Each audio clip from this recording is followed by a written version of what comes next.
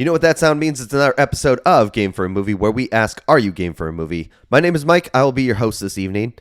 It is going to be a good one because this movie, A, and B, because when I opened that beer, it just shot all over my face. And yes, I realize somebody is probably going to use that audio of shot all over my face and do whatever they want with it. I don't care. I've got beer in my face. I've got a great movie. We need to talk beer and movies. The beer I have is from Wicked Weed Brewing in Asheville, North Carolina. It is Pernicious. This is a standard around here. This is one that not always in my fridge, but it feels like it finds its way into my fridge more often than not. So Pernicious, fantastic IPA. It is 7.3%, I think is what I remember. Yes, 7.3%. It is a fantastic beer, especially if you like IPAs. This is one of my go-tos. So Pernicious, hey. It looks good across your face. It is also 2 o'clock on a Wednesday, so today is going downhill fast. But yeah. All right, time for a movie. Yes, a bad movie at that. We've got The Love Guru as our movie today. Basically, the idea that I have been doing this year is when movies have been releasing, I have been choosing an actor from those movies, kind of finding their worst of their worst movies. I had a lot of choices to go with. There's this movie that came out last week called The King of Kings. It is, I don't want to say your standard fare, but it is an animated story of Jesus as told by Charles Dickens and his family. As far as I know, the movie's fine. I have no problem with it, that kind of thing. That's what I know. I haven't seen it myself, but what I do know is the cast list for King of Kings is insane. There was a lot of names to choose from. So I obviously went with The Love Guru. This is because Sir Ben Kingsley is in The Love Guru. He also is in King of Kings. I was also stuck between Pierce Brosnan with Lawnmower Man. I could have done Oscar Isaac for Suburbicon, my super ex-girlfriend and Uma Thurman. And there also is this film, you probably haven't heard of it. I know I haven't, but it looks terrible, called Go Fish. And that has Mark Hamill in it. But as I said before, we are doing The Love Guru. The Love Guru. This is a movie that kind of killed Mike Myers' career for at least a little bit. Now he's starting to get back out there. He's a little more here, a little more there. Yeah, this one, I understand why he had to disappear for a little bit. The Love Guru sits at 13% critic score and 33% audience score on Rotten Tomatoes. It has a pretty solid cast. Some of the names I will get to, like their characters and everything like that, but just reading the names on this list, we've got Mike Myers, we've got Jessica Simpson, Kanye, we've got Jessica Alba, Justin Timberlake, Romani Malco, Vern Troyer, Megan Good, John Oliver, Stephen Colbert, Jim Gaffigan. Daniel Tosh is in this. A lot of comedians. That's what I will say about that. And that makes sense because this is a PG-13 comedy. It is also a romantic movie and a sports movie. Yes, all three of those things. It's an hour and 27 minutes long, and it released in 2008. One of the writers is Mike Myers, of course, and the director is Marco Schnabel. Marco Schnabel is known for this movie. He was a producer on Austin Powers and Goldmember. This is the only real directing credit he has to his name. A little awards buzz about this movie. Yes, it has some awards. Unfortunately, none of them really that good. It won 2 Razzies. Actually, really, no. It won 3 Razzies for Worst Screenplay, Worst Picture, and Worst Actor. It also got nominated for Worst Actress, Worst Supporting Actor twice, and Worst Director. And then it also won, it was a nominee for Worst Movie of the Year by the Golden Schmoes Awards. Yeah, that says pretty much all you need to know about this film. I will give a little warning before I go into this movie. I, as a white guy, am going to dive into a serious topic about whitewashing in films. And we'll probably have more of this discussion after the whole description of the movie, everything like that. I just want you to know I'm not telling you how you should feel about this. I'm not telling you what you should think about this. I'm going to give my opinion on it. And I think a lot of people are going to agree with it. I don't think I'm hiding anything with that. But just in case I want it to be known, I'm just sharing my opinion. It is going to be a serious topic at the end of this about whitewashing in films. I'm not going to go deep into it, but I am going to bring up some of the stuff, some of the questions that are raised because of movies like this. So, just a heads up, spoiler alert for the end. We're going to talk about this movie in its entirety without getting into that conversation, probably. So, don't feel like I'm just glossing over it. It is definitely a problem in this movie. So, there we go. Enough of a spoiler for that. I'm going to give you the rest of the details for 2008's The Love Guru. So this movie starts as all good movies should, and this is not a good movie, but with a Morgan Freeman voiceover and basically introducing the area that we're going to see. But truthfully, it's just Guru Pitka who is talking into a voiceover machine. So he is creating this himself. Guru Pitka is, of course, played by Mike Myers. Guru Pitka, he grew up in Haramakistar in India. Yes, this is the kind of jokes that we're going to be dealing with the entire time. It doesn't get much better. There are some jokes that actually really hit, and I do have some examples of that. But a lot of what these jokes are going to be huge misses or just a chance to make as many penis jokes as humanly possible. Before you get crazy about this, he is not a stereotypical guru. He actually grew up in America. He is darning the look of the Indian gurus, but he doesn't really speak with an accent. Sometimes he does, just kind of picking up on it. He is not actually the problem I have in this movie. There are some things that are a lot worse. So, and then we get the news position. It goes to Hockey Night in Canada. It's our two hosts. The one host is Jay, who is played by Stephen Colbert, and the other is Trent, who is played by Jim Gaffigan. We get a lot of them in between cuts and everything like that, but basically they're the Hockey Night in Canada announcers, and they just give a lot of details behind the scenes. It's very narrator without being the narrator. They talk about Darren Roanoke, who is our main hockey player. He is played by Romani Malco. If you don't know that name, you definitely have seen him in something. Romani Malco has been in a ton of different movies, stuff like that. He was Jay in The 40-Year-Old Virgin, if that helps. That's definitely one of the places I recognize him from. He's in the Think Like a Man movies. And also, he was in 87 episodes of A Million Little Things. So if you saw A Million Little Things, you definitely know who I'm talking about. He plays Darren Roanoke, and he has broken up with his wife, Prudence. His wife, Prudence, is played by Megan Good. Megan Good, another person that you've probably seen before if you've seen the Shazam movies. You know, Darla, the little girl. Her adult superhero counterpart is played by Megan Good. She was also in Cousin Skeeter for 52 episodes. She's been in a ton of different things. You probably have seen her somewhere. So, Megan Good, she plays Prudence. And Roanoke ends things with Prudence. We don't know why, but he ends things with Prudence.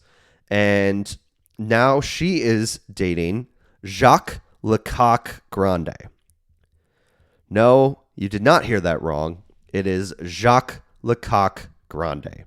He is a Canadian goaltender that happens to play for the LA Kings, and he is played by Justin Timberlake. I actually had a lot of fun with this character because he was just, honestly, probably 15 minutes of screen time. He was just a cocky douche, and it was fun to see Justin Timberlake kind of play this goofy role like that. We are getting all this information from our Hockey Night in Canada announcers, and we also learn that Jay, played by Stephen Colbert, apologizes to the crowd because he is addicted to peyote and Frangelico. That's all you need to know. That doesn't really go anywhere much, but that's just something you need to know. Also, Jacques Lecoq Grande, if you didn't figure it out, Grande, huge. Lecoq, huge. There's big dick jokes. He has a big dick. That's the character development. There you go. He has a big dick. Because of this divorce, Roanoke starts like having this tremor, and he's not playing to his standard. He is the hot shot in hockey, and he's not playing well because of all this pressure and everything like that. So this is the main cause for why certain characters get in touch with each other. We also get introduced to the coach. The coach is Punch Chirkov, and he is played by Vern Troyer. Yes, Vern Troyer, Mini-Me from the Austin Powers movies. He is there just to make short jokes. That is basically the whole point of why he is there.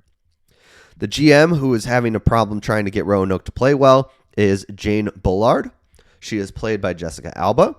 And we don't know this now, but I'm just going to go into it. She inherited the team from her father, and she's grown up around this team. She is a savvy businesswoman and knows the sport. This is not one of those like, oh, she doesn't know the sport. She's a complete failure and everything like that. She knows the sport. She knows her shit. But she also goes the distance of trying to get a love guru to fix Roanoke.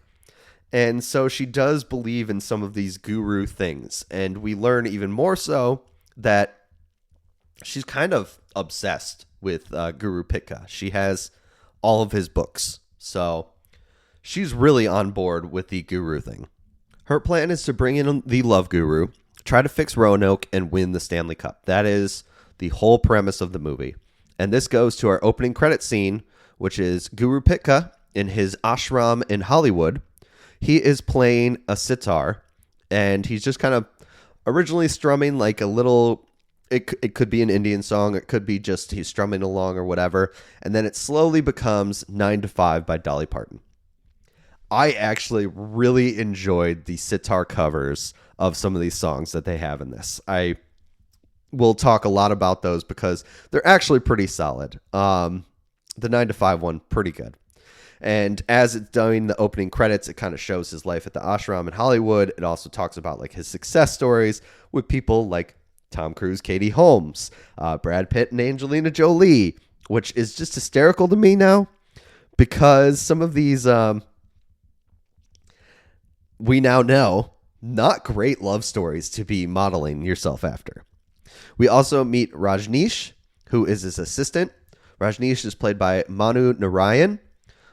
Narayan hasn't been in a whole lot. He's kind of more a bit part, but he is the assistant of Guru Pitka. At the end of the song, he announces that Richard Pants is here, and Guru Pitka goes, Dick Pants. Again, remember how I said the humor is every dick joke possible? Yes, Dick Pants, who is played by John Oliver. He has news that Deepak Chopra is still the number one spiritualist in the United States and that he is number 2. And this kind of addresses that he always feels below Deepak Chopra, and he's trying to get to that next level. He wants to be the number one spiritualist in the U.S. This is what he wants. But he also has the news that Pitka will get $2 million guaranteed if he's able to fix Roanoke and Prudence. And also, another thing that Pitka wants is he wants to get on Oprah like Deepak did. Deepak got on Oprah, and then his career kind of launched. So Pitka is kind of like, if I get on Oprah, everything will open up for me. And so this is what he wants. He wants to help Roanoke. He wants to make $2 million because who doesn't want to make $2 million? And he wants to get on Oprah. Now we get a flashback of him and Deepak. They both learned under the guru, Tuggin My Puda. This is where everything starts to get a little, okay, this is not okay. Guru Tuggin My Puda is played by Sir Ben Kingsley. And he's cross-eyed. He is a cross-eyed guru, and that's what it is. It's not really beneficial to the story. It's not important. He just has a goofy name, and he's cross-eyed. And also in this flashback, this is actually pretty funny to me. We learned that Deepak and Guru Pitka both learned under Tuggin My Puda. And the flashback is a young boy's body, like 12-year-old boy body, but it's superimposed with Mike Myers' head, and it's huge. Like, it's a bobblehead on top of this body, and it's actually pretty funny to me. Pitka's real name is Maurice, and we learned that his parents had died, so this is how he ended up with the gurus. And Tugin Maipuda asks him what his parents did, and he says they were missionaries. And what about before that? They were doggy stylists. Ah, they were into doggy style and now missionary. And they kind of laugh, like Deepak laughs and Tugin Maipuda laughs. And Maurice kind of chuckles and goes like, that's hilarious. My parents are dead. Thanks. And honestly, that delivery, pretty good. Pretty good. He asks, Tugin Maipuda asks why he wants to become a guru. And he wants to become a guru so ladies will like him. So that means that Tugin Maipuda gives him a chastity belt because he needs to learn self-love. He needs to learn to love himself before he can be with any women. And that is going to be a reoccurring part of this entire thing, the chastity belt. It's also shaped like an elephant, and every time it's referenced, there's an elephant like trunk going off. It's back to present day. He's doing his bit, is what I'll say. He's having a session with all these people that are around and everything, mostly females in the crowd. And his holy words of affirmation are Mariska Hargitay. So he says Mariska Hargitay all the time. And his whole philosophy that he has is the art of intimacy, or into me I see. You know, you have to look into me to see the love and that kind of stuff. And he shows his gurus, like his Tugin Maipuda was his guru who learned from, and it's all like penis jokes. It's all more and more penis jokes, or worse. And it just keeps getting worse and worse. And everything he does comes with a price. Like, he sold seats to this thing. He tries to sell more books. He tries to get people to buy things. So he's very money driven. Some of the people in this crowd are people like Jessica Simpson. Also Val Kilmer. R.I.P. Val Kilmer. But that's not the only people. So if you thought it was just a joke that he keeps saying Mariska Hargitay, she shows up too. And as a big donor to his guru styles, they are actually going to start a Mariska Hargitay Special Victims Unit ashram. So yeah, there's that. That is it. That's all for Mariska Hargitay. That's it. She's there and she's gone. So same with Jessica Simpson and Val Kilmer. They were only bit parts and gone. This is where Jane meets with him. Jane and Punch Cherkov.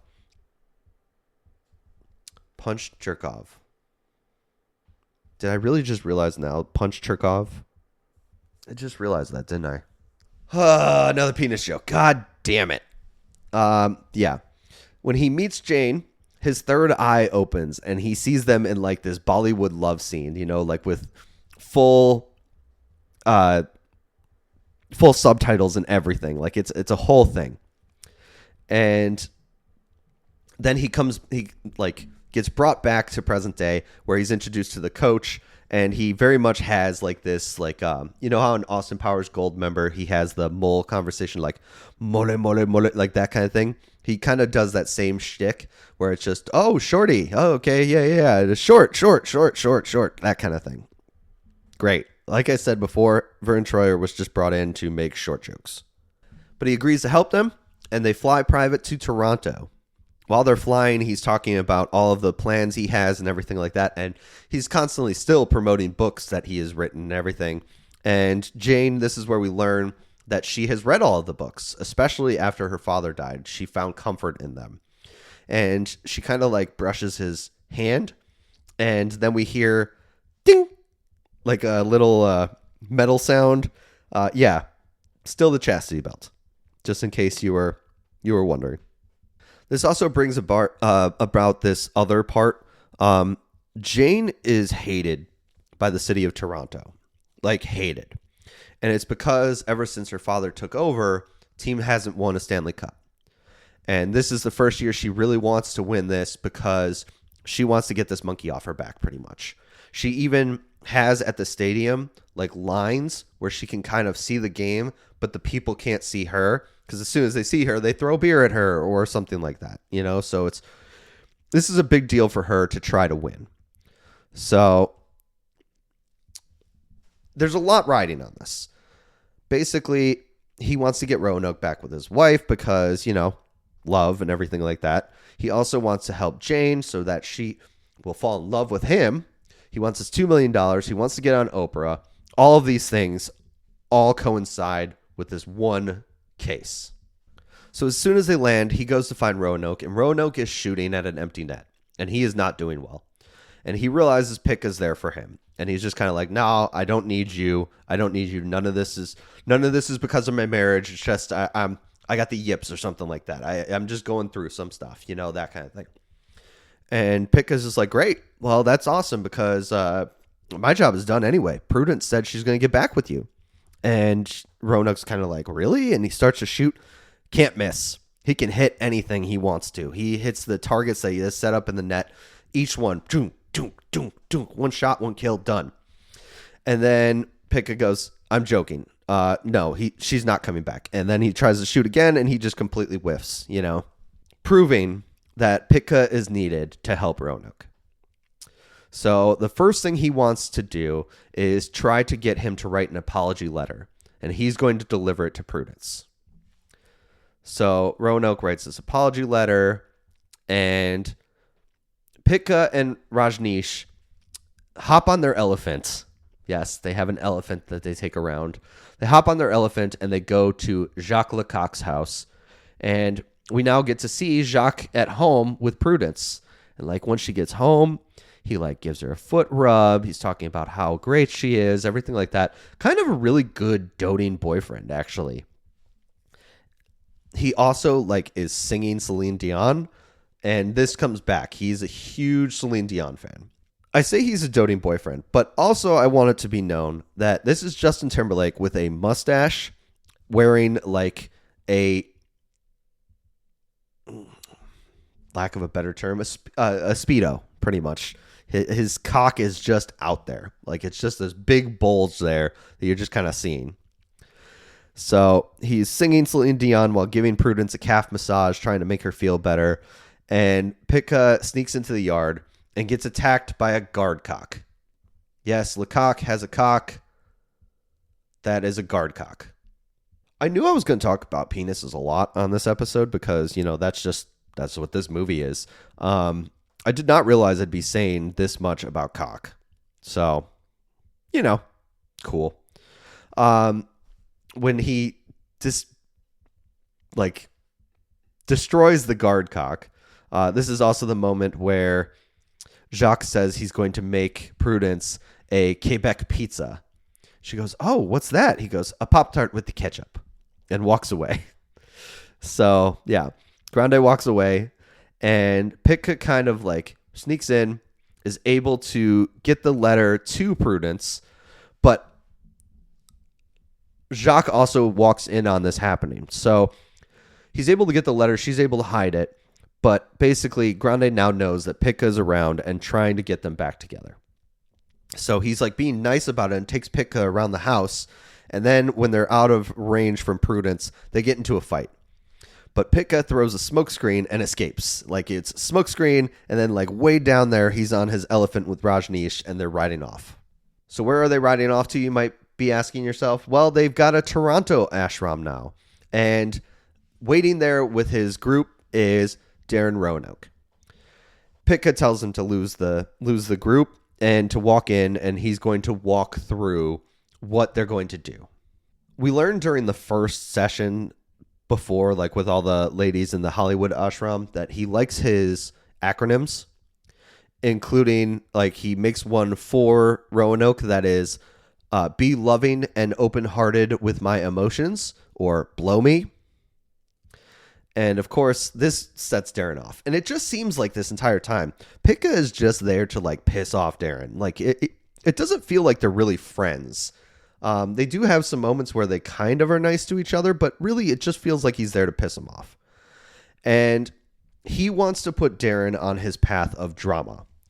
Distract you from your pain, regress you back to your childhood, adjust negativity, mature you, and put it into action. That is drama. And it's also tattooed on his knuckles as Blues Brothers style, Elwood and Jake style.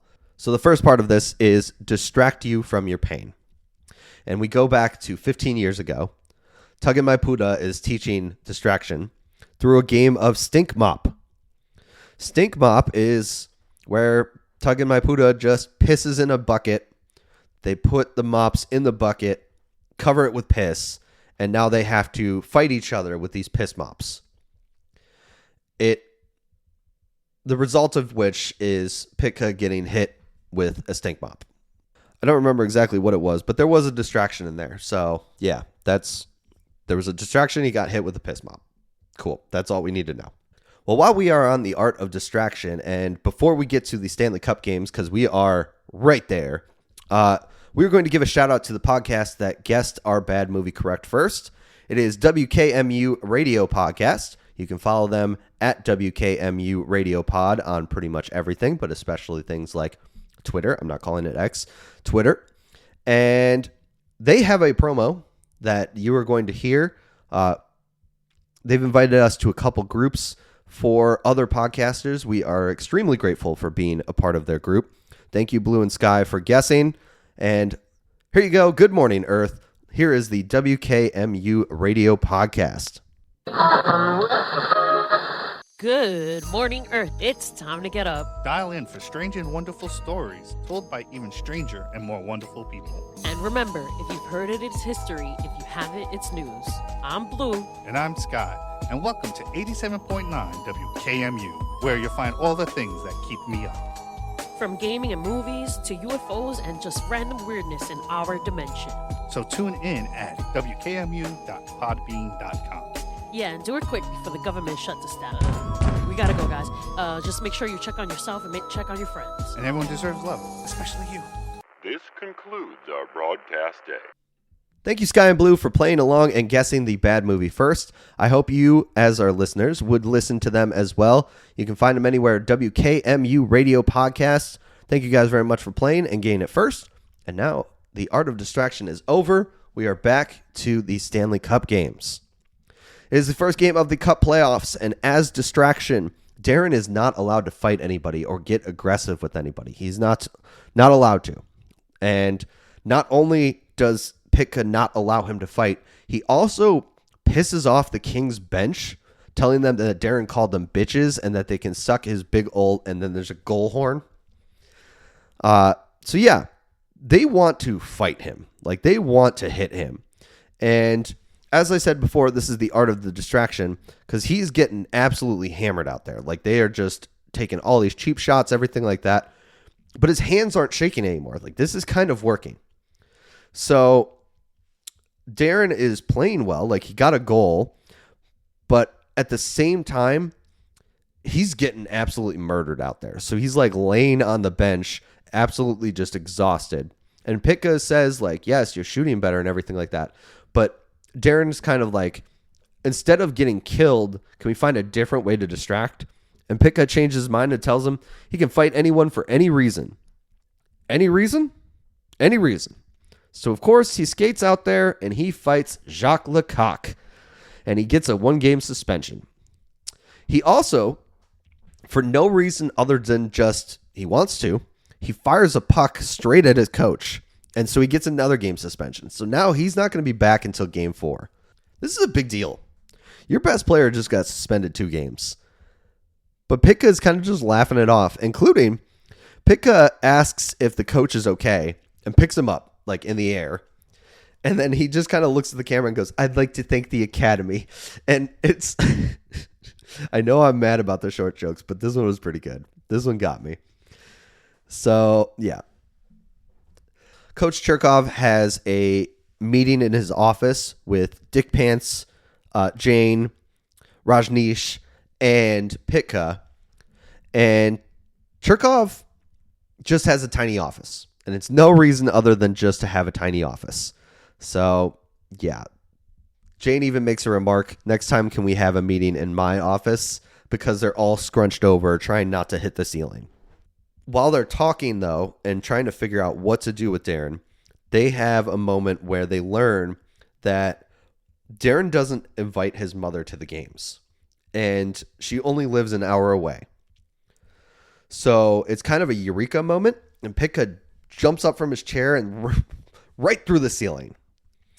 But basically, he wants to take Darren to talk to his mother because he thinks this is going to be the next part. regressing. So Darren and Pika are going to take a road trip, which Darren is not excited about. But Pika says, we'll make it fun. We'll have a good time. Here's one of the more underrated jokes of this movie.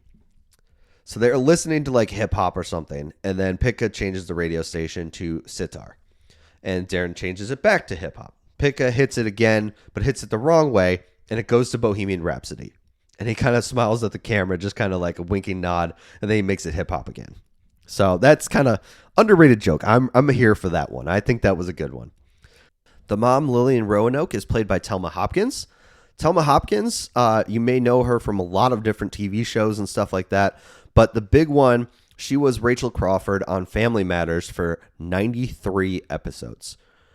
We find her at the church where she is teaching the choir and kind of getting them ready for whatever they're doing next. She has a beautiful singing voice, everything like that, because she does a little solo.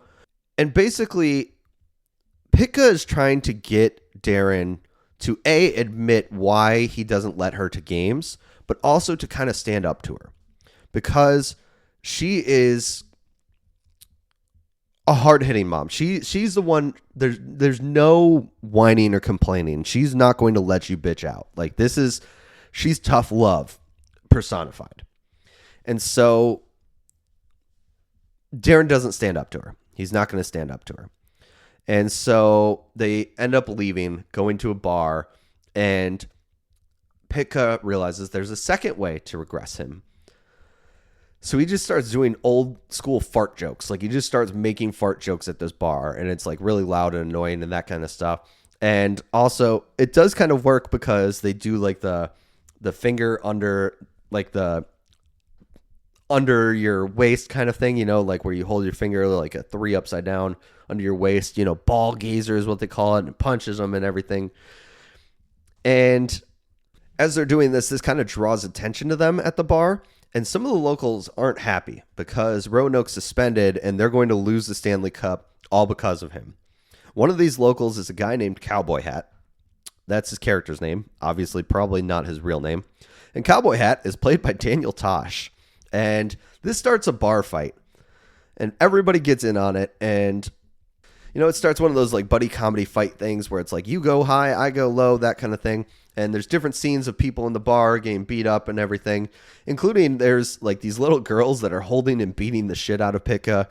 And then both Pika, Darren, Cowboy Hat, and the other friend of Cowboy Hat get tossed out. So they all kind of like laugh it off and everything like that and go their separate ways.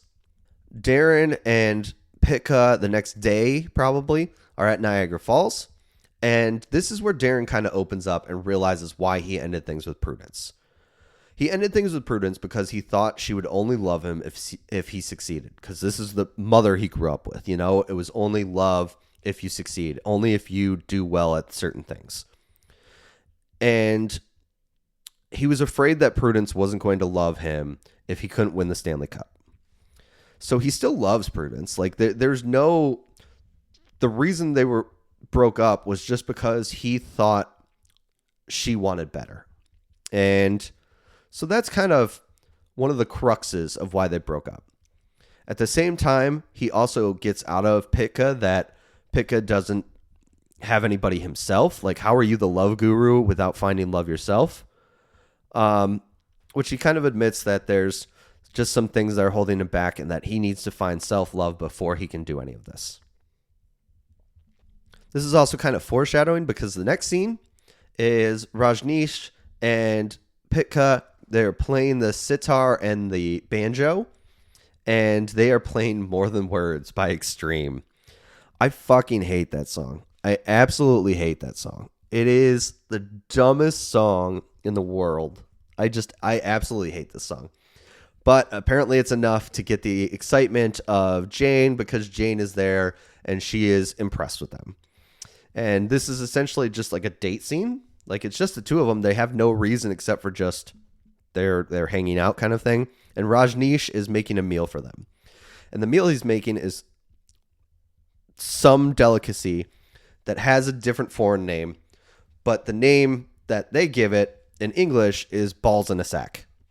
It's like these walnuts that are put in like these dough And it's just another joke to make a penis joke. Like, it's just another nuts joke. And there's bits where it's like Rajneesh asks Pitka, oh, you want your nuts smashed? Of course. Who doesn't want their nuts smashed? And, and he takes a hammer and smashes the walnuts in there. And it's a lot of that kind of jokes. Well, after like the meal and everything, Pitka kind of convinces Jane to be more vulnerable because he feels like she's kind of like pent up kind of thing. And so she is more vulnerable and she goes to kiss him. And then we hear the metal ding again of his chastity. And he just says, we can't do this. We can't do this, and walks away. And meanwhile, the Leafs have lost the other 2 games. So they are down 3-0 in the series. I mean, we can guess what's going to happen, right? Can't we? We can guess what is going to happen. The coach in the locker room is calling out the team. Then he calls out Jane. And then he calls out Pitka. And then for no reason, he punches Pitka in the dick. Again, just a dick joke. So Pitka is dealing with the idea of he doesn't want to take a shortcut on his drama method, but he's getting to the point where he kind of has to. And so he needs to talk to Prudence without Grande. So Grande and Prudence are at a club. And through a little magic, I guess, because we really don't see who it is, but we're just supposed to assume, they got Celine Dion the back of her head to perform at this club. So Grande is losing his mind and it's just like, it's Celine Dion, oh my God, and like goes to dance and everything. Prudence is still at the bar, and Rajneesh and Pitka are there to try to talk to her, and said that they talked to his mom, and she wants to know if Roanoke stood up to his mother. And this is where Pitka lies and says, yes, he did. He stood up to her. And Grande happens to hear at this part Prudence say that he doesn't allow his mother in the crowd at games. So this is a little trick for later. But it seems like they've succeeded. They've now lied, and they said that he's stuck up for himself to his mom. And it's game 4, and Roanoke is back, and Prudence makes him feel good about himself. She's now like, hey, I'm proud of you and everything. And they're kind of back together. So they win game 4. It's 3-1 in the series. Still have a chance. And then playing like a man reborn because Prudence is really with him now, Roanoke plays out of his mind and they win game 5. 3-2. The crowd is also kind of getting behind Guru Pitka because like he's a secret. So they're like wearing Guru stuff in the crowd. Yeah, you can guess how I feel about that. And they also win game 6 though, so it's good. This is good. They're winning. Like, you can be a guru because of winning, right? That's okay. You can allow that, right? And now, no matter what happens in game 7, Dick Pants has told Pitka that they are 100% going to be on Oprah. But he starts to not feel good about any of it. And like Jane is happy for Pitka because she's like, oh, you're getting everything you want. You have the money. You're going to be on Oprah. It seems like you got Roanoke back together with Prudence. So we're good. Yeah, we're going to win the Stanley Cup and we're going to be all right. And like you can kind of tell he wants Jane, but he can't tell her about the belt because God forbid he tells her about the chastity belt. So Dick Pants kind of like accepts the check and they're off to the airport. So they're at the airport trying to leave, but then they see the start of the game. And not only that they see the start of the game, they see that Grande not only got Lillian Roanoke to the game, she's singing the national anthem. And so Darren knows she's there. And so he runs off to the locker room and he locks himself away. Pitka realizes he needs to help. He needs to do something. So he calls Rajneesh.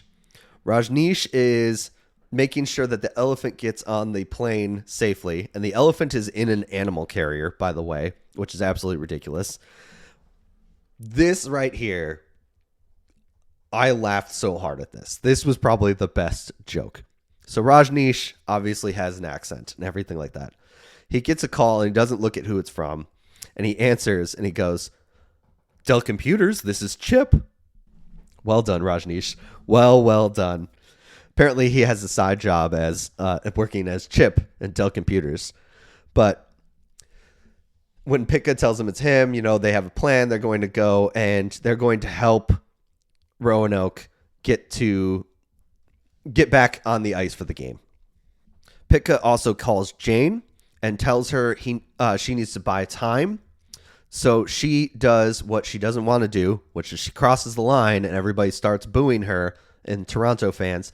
She stands up for herself because she needs to go to Cherkov and get them on the same page and everything like that. Pitka arrives. Basically, Jane is kind of like in the way, and they have this thing right now for whatever reason. He drops his pants and shows that he has the chastity belt, and Jane can see that he's committed to a higher purpose. So this is why they weren't getting that close together. So now she's like, okay, I want to help you. And so he goes into the locker room. He talks with Darren and convinces him that he needs to stand up to his mom. Here's one of the mistakes of this movie. And there's a lot in this movie, but this is one of the big ones. They definitely showed the scoreboard, and it was like 3-1. And now there's 30 seconds left in the game, and it's 1-0. And not only is it 1-0, but they're literally like Darren stood up for himself, went out there, and now he's taking the face off. So it's 1-0, and they're taking a face off at center ice. I don't know why they would be taking a face off at center ice. Maybe they hit it out of play, but I don't think so. I think this is just a screw up. So in less than 30 seconds, he's able to get down the ice, does a Michigan move, and then ties the game. And then there's another face-off, and he gets tripped with 1 second left on the clock. And it's going to be a penalty shot against Jacques Lecoq Grande. One of the things I forgot to mention at this point was Roanoke and Prudence. One of their things was that when they first were getting together, she said to him, damn. And it kind of just became their word, whenever she said damn, it was kind of like I love you for them. This was something for them that they reacted to. Well, Lecoq skates out to Roanoke when he's about to take the penalty shot, and he says, oh yeah, by the way, Prudence said damn to me. And he feels betrayed a little bit. And so his hand starts shaking again. And he's just like, oh, I can't do this. I can't do this. And Pitka sees the shake and asks Cherkov again to cause some kind of something to call another timeout. They're out of timeouts. Somehow stall. And so the coach says, I never thought I would do this. He pretends to have a heart attack. And so the ref kind of stops the game to tend to Cherkov. And Pitka goes and finds his elephant. And they just so happen to be doing a circus promo with a female elephant that's there already. So he gets a male and a female elephant to the ice. And the crowd goes quiet as he gets the male and female elephant to bone. This, my friends, is the art of distraction. It's the ultimate distraction. And he goes to Roanoke after they're done and is talking to him and saying how this is the perfect distraction. See, nobody's going to remember this. And Roanoke feels better. And Pitka asks, why do you feel better? And he goes, because I'm a hero to myself, even if I don't make the shot. Nice. Good little message there. That feels good. So he has his confidence. And one of the things that he got ripped on the first time was the 5-hole trap. He got screwed on that in the 6th game. Well, this time he was ready for the 5-hole trap, and he shoots to the side, gets past Lecoq, and they win the Stanley Cup. Everybody's so excited. And in the front row, we get Mike Myers. Yes, Mike Myers, not Pitka. Mike Myers and Kanye together again. And they hug and they scream, I love hockey, and they're so happy. The Stanley Cup is theirs.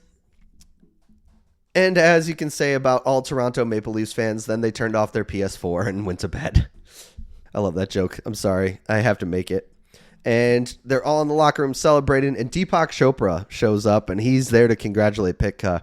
and basically is like so excited for him that he's going to be on Oprah. And Pitka kind of realizes he doesn't need to be on Oprah. He doesn't need to be the next Deepak Chopra because he's the first Guru Pitka. And then the coach comes over and Pitka sucker punches him, and they kind of like make up, this is for punching him in the balls earlier and everything. And everybody's happy. And now they're in India again. And they're wrapping up the story. Pitka is wrapping up the story, and he was talking with his guru, Tugin Mapuda, who says he can now take his belt off because he's learned to love himself. So Pitka asks for the key to the chastity belt, but there was never a key. Just a snap in the back. And so it drops down. We don't see any penis or anything like that, but it drops down.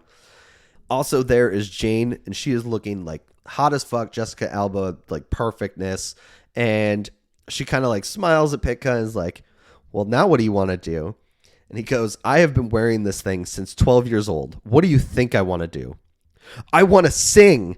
And then they do a Bollywood dance, like with the sitar version of The Joker by Steve Miller Band. And that's the credits, and then we're done with the movie. Except for one thing that I needed to bring up, and this is pretty funny. They left one blooper in. And so it's a shot of like the backsides of the Maple Leaves team, and you can hear the director kind of saying to like the cinematographer, hey, Peter, can we bring the camera up a little? All we can see are asses. And Vern Troyer goes, now you know what it's like. R.I.P. Vern Troyer. R.I.P. This was a great line. Yeah, this was probably the best joke of the entire movie. I'm glad they left that one blooper in. So yeah, that's The Love Guru. I will say, so this movie, not good. Very, very not good. There are a lot of problems with it, everything like that.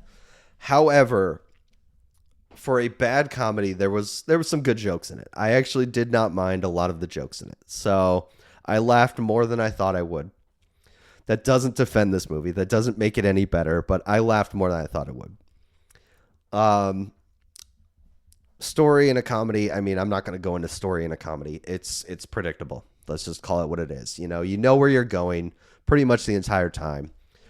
This one, no real twists or turns or anything like that. Once they kind of like have an idea, you're just like, okay, I know where this is going. Like when they go, oh, we need to regress you.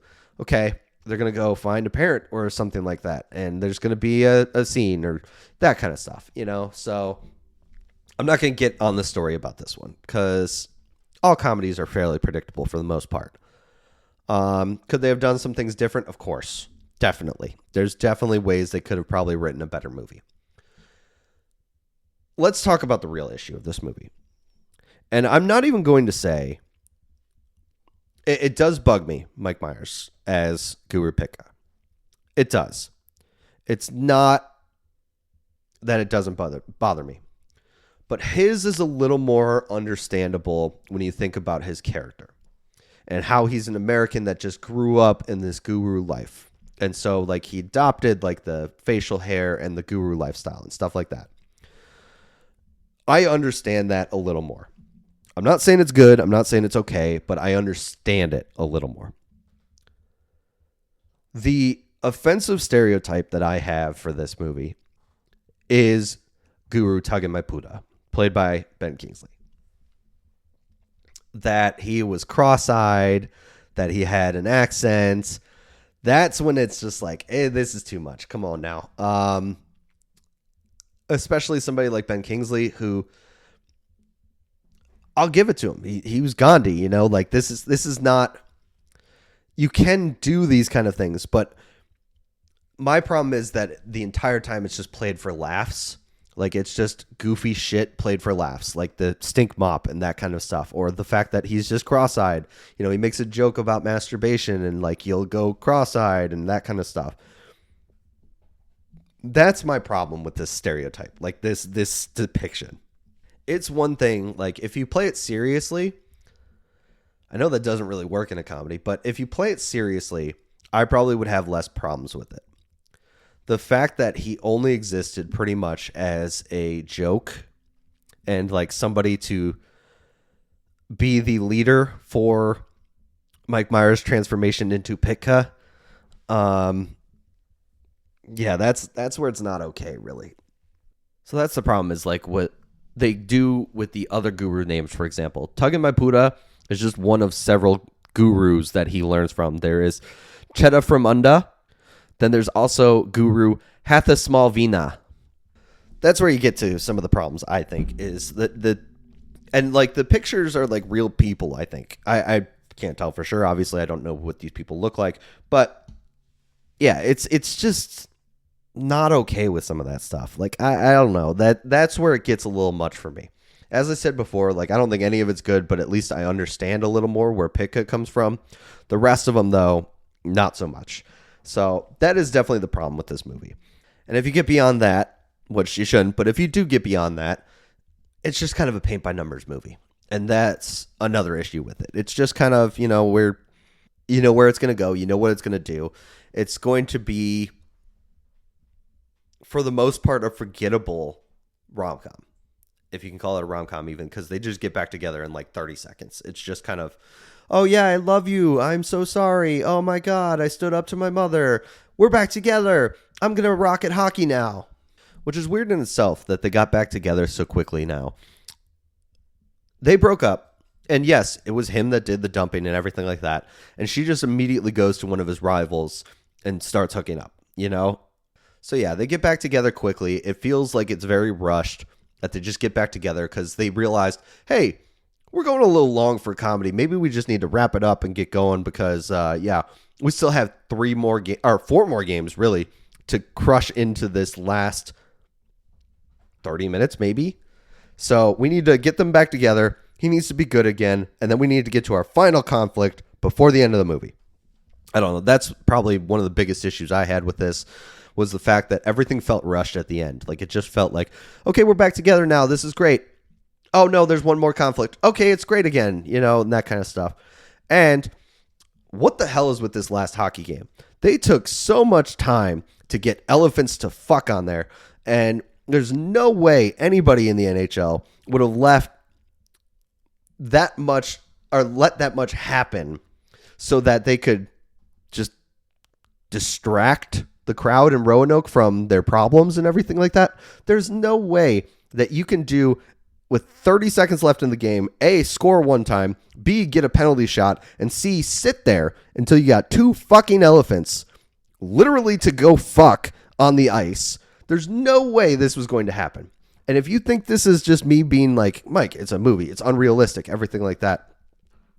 This is where it's crazy, though. That doesn't happen. Even in sports movies, that doesn't happen. You don't wait 20 minutes for somebody to get some elephants up there to distract everybody so that your star player can now shoot.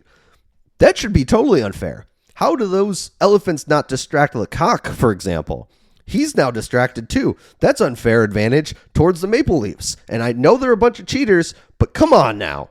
Okay, I'm off my soapbox, I think. The last thing I want to talk about is the fact that this movie feels juvenile. And I'm not saying that the Austin Powers movies weren't, because that's definitely where I want to connect these two, because they're very similar in nature. And they did themselves by saying, oh, this is Mike Myers' first original character since Austin Powers. So they did it themselves, advertising it that way. So I'm comparing the two. And yes, there are some juvenile moments in the Austin Powers movies. They are a product of their time, but they also aren't all penis jokes. Like, yes, we can all point to moments in the original 3 where it's like, that spaceship looks like a Johnson. What are you doing there? Oh, look on the screen. It's 2 balls. 2 balls, 1 strike. Like that whole bit. We can all point to that. And honestly, that's one of my favorite bits of that movie. This is just ball torture, the movie, for joke laugh purposes. So every single joke seemed to be related to a penis or something like that, or like getting hit in the nuts, that kind of stuff. The guy's name is fucking Lecoq Grande. Like, they knew what they were doing here, that everything was going to be a penis joke. We can make penis jokes. I'm not saying we can't make penis jokes, but a whole movie of them gets to be a lot, and it doesn't hit as funny as the first time or the second time. That's the thing with this movie, is when you get hit over the head with another balls joke and it's the 20th balls joke, it's just not funny. It's just not. And that's the problem, is it's just not funny. There are some good jokes in here, and there are many times where I laughed a lot at this movie. So don't feel like I'm shitting on it in that aspect, because there are some times where I did laugh. However, everything being about balls or dicks or penises, that kind of stuff, that's not funny. And that's where it drove me too much. I am okay with the occasional dick joke. I think they're hysterical. There are some movies that do it to perfection. This one, no, because there's just too many of them. So if I have to give a rating to this thing, I'm going to give it a half of a carpet on wheels. That's what I will give it. There's a bunch of times where he's riding around on a carpet on wheels. Yeah, so I'm going to give it a half a carpet on wheels for this thing. Because it was a terrible movie, but it did make me laugh at some points. All right. I did not expect this episode to involve so many penises, so many cocks, so many balls. I feel like I need to do like a female rom-com or something like that. Female drama. How about that? Female drama to make up for this one next. I feel like that's the case. That's where I need to go next, because this one feels like juvenile guy humor. I feel like I've said too much about like cocks and stuff. I think next time that's where we need to go. That's where we need to change things. So yeah, that is the Love Guru. That is the Game for a Movie podcast, where we ask you, are you game for a movie? Thank you guys very much for listening to me rant about balls and hockey. I appreciate you guys listening in. Thank you guys to WKMU Radio Podcast. You guys are awesome. Sky and Blue, we appreciate you. And yeah, I've been Mike with the Game for a Movie podcast. I'll see you next time.